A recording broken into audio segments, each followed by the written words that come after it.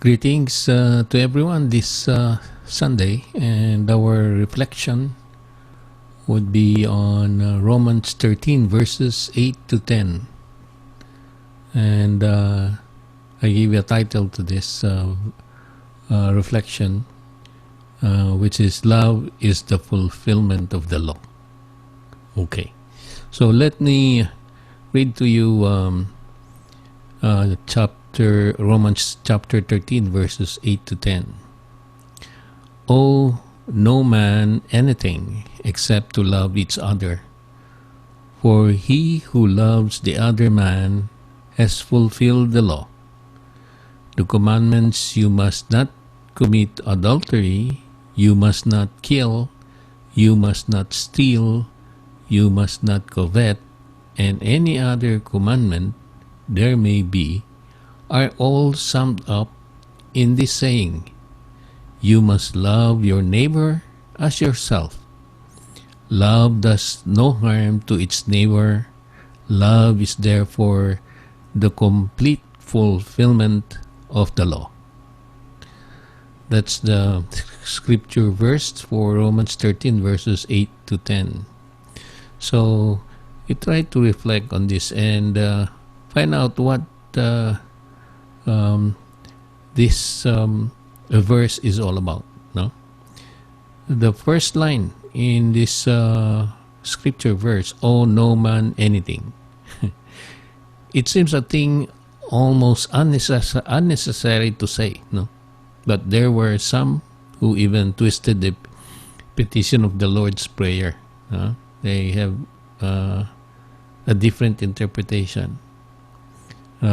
When it comes to that line, "Forgive us our debts as we forgive our debtors," they reason out for claiming absolution, no, from all money obligations.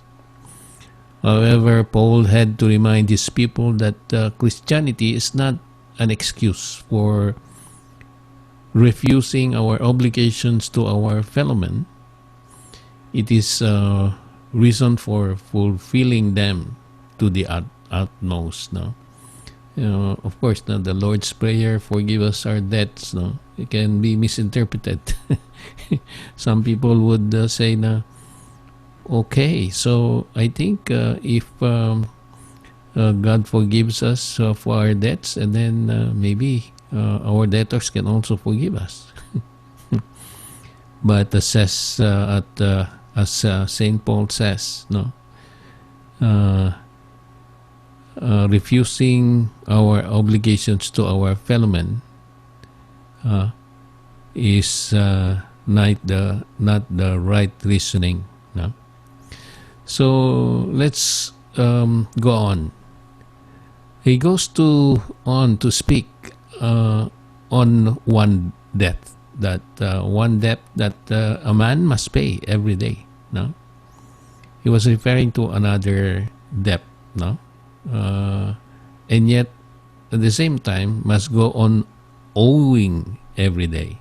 No, so what is this debt that we owe every day? No, the debt to love, no, each other. No, Origen said the debt of love remains with us permanently and never leave us. No?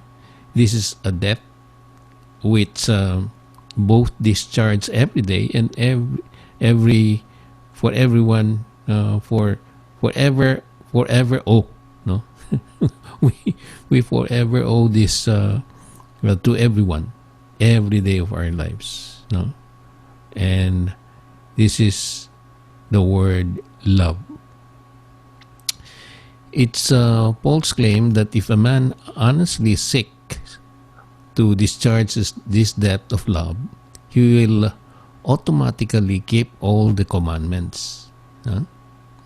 He will not commit adultery, for when two people allow their physical passions to sweep them away, the reason is not that they love each other too much, but they love each other too little. No?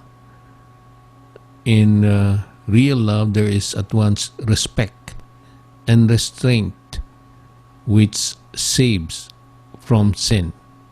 No? So, if you look at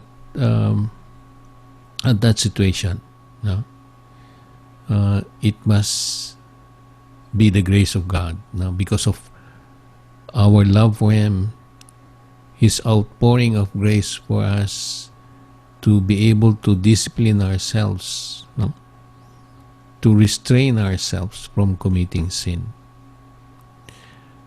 He will not kill. No, commandment. He will not kill, for love never seeks to destroy, no, but always to build up. It is always kind. No, love is always kind, and will ever seek to destroy an enemy, and will not, no, ever seek to destroy an enemy. But by seeking to make him a friend. So you don't kill your enemy, huh? Or you don't kill your enemy, but you try to make friends, no? Whatever differences, then we have to settle. You will never steal, no? Another commandment. For love is always more concerned with giving than with getting. Remember that? It is more blessed to give than to receive. So, with love, no, with the guiding force of love, you tend to give more rather than get more. He will not covet, for covetousness is the uncontrolled desire for the forbidden thing, no? And love cleanses the heart until that desire is gone. So you might covet some things that your neighbors have that you don't have. For example, a nice car. No? But with love, trying to understand why you don't have that and your neighbors have that is a blessing. No? Maybe, if you have that, maybe a sports car, and it might be, it might be the cause of your death if you're so excited to drive a sports car and then you overspeed, and chances are you'll meet an accident.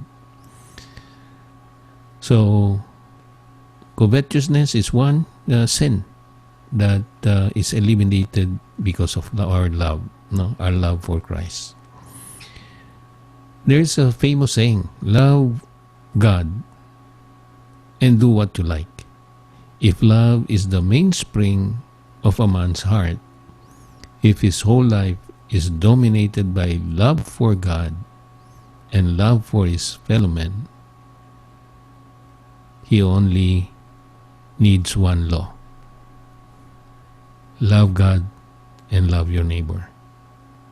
So you don't need any other law, because the 10 Commandments is contained in loving God and loving our neighbor. Good night, and I'll see you next Sunday.